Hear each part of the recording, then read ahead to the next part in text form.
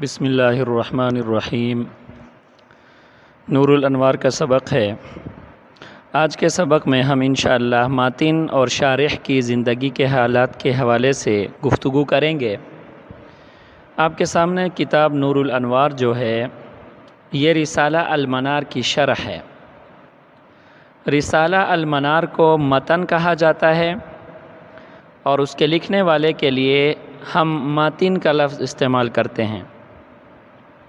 نور الانوار کو رسالہ المنار کی شرح کہا جاتا ہے اور اس کے لکھنے والے کو ہم شارح کے نام سے یاد کرتے ہیں۔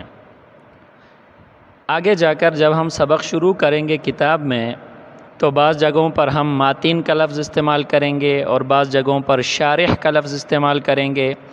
تو جہاں ہم ماتن کہیں گے تو ہماری مراد رسالہ المنار کے مؤلف ہوں گے، اور جہاں ہم شارح کہیں گے تو ہماری مراد نور الانوار کے مؤلف ہوں گے۔ تو لہٰذا نور الانوار خلاصہ کلام یہ ہے کہ یہ دو کتابوں کا مجموعہ ہے، ایک رسالہ المنار جو کہ متن اور اصل ہے، اور دوسرا نور الانوار جو رسالہ المنار کی شرح ہے۔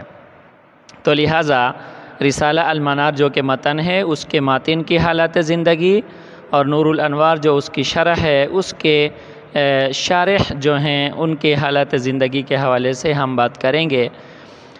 رسالہ المنار چونکہ اصل ہے اور متن ہے لہٰذا ہم پہلے ماتن کے حالات زندگی کو بیان کریں گے۔ رسالہ المنار کے مؤلف کا نام عبداللہ ابن احمد ابن محمود ہے۔ آپ کی کنیت ابو البرکات ہے، لقب حافظ الدین ہے۔ ترکستان کے مضافات میں واقع ایک مقام نصف میں آپ کی پیدائش ہوئی، اسی نسبت سے آپ کو نصفی کہا جاتا ہے۔ آپ کی ولادت سے تاریخ خاموش ہے۔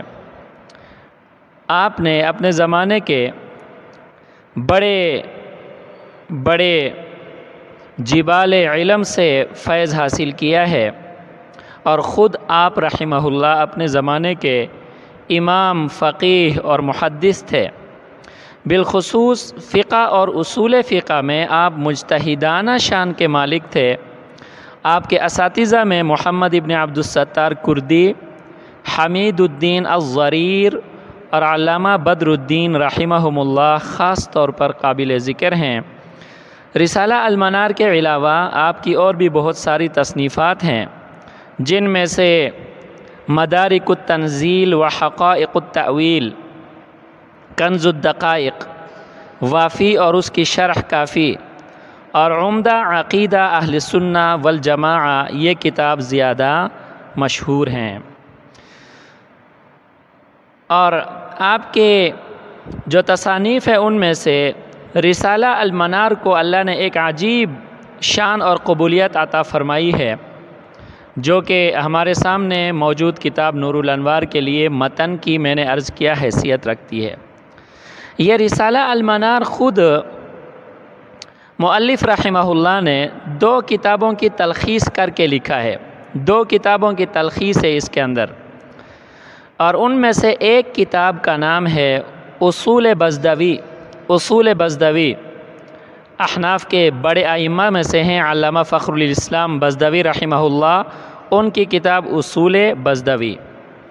دوسرے نمبر پر اصول سرخسی، شمس الائمہ علامہ سرخسی رحمہ اللہ، جو کہ مقام سرخس کے رہنے والے تھے اور اسی نسبت سے آپ کو سرخسی کہا جاتا ہے، وہ انہوں نے جو اپنی کتاب لکھی تھی اصول سرخسی کے نام سے، تو رسالہ المنار کو مؤلف رحمہ اللہ نے ان دو کتابوں سے تلخیص کر کے لکھا ہے، نمبر ایک اصول بزدوی، نمبر دو اصول سرخسی۔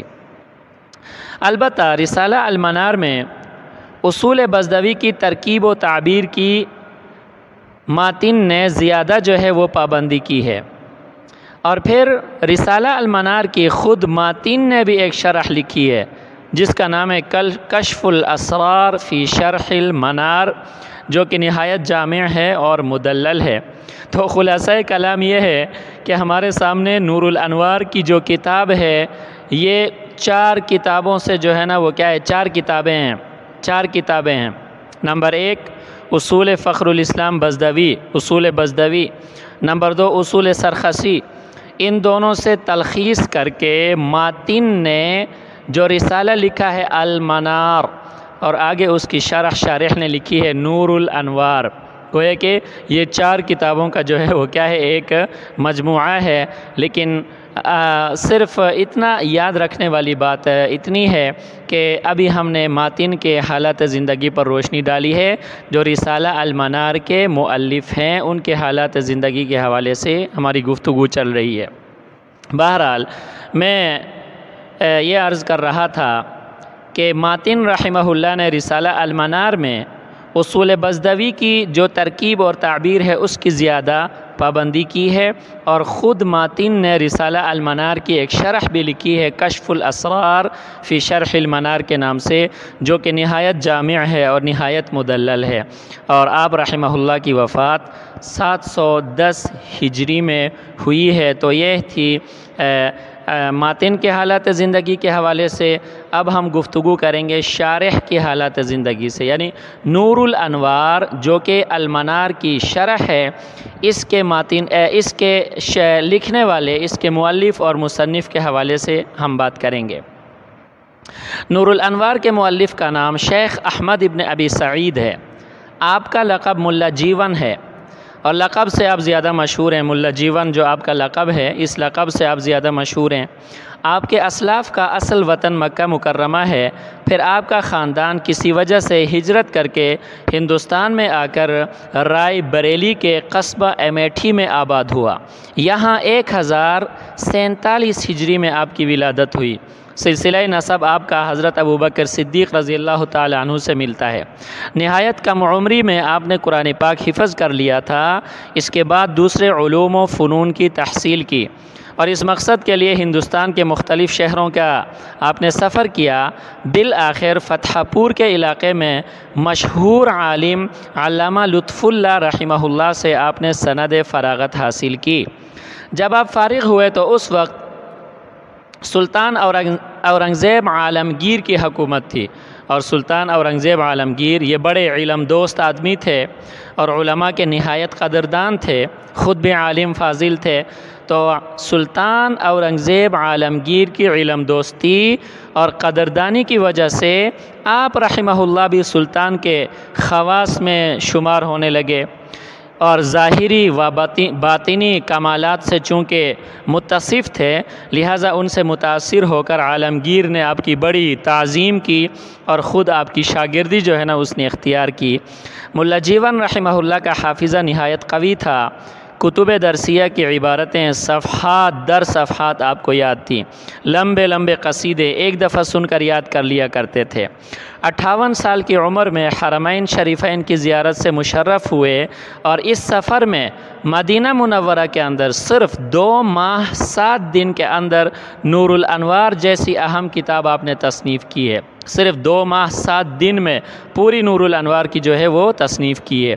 اس کے علاوہ بھی آپ کی بہت ساری تصانیف ہیں، جن میں سے التفسیرات الاحمدیہ یہ اہل علم کی نظر میں زیادہ مقبول اور مشہور ہے۔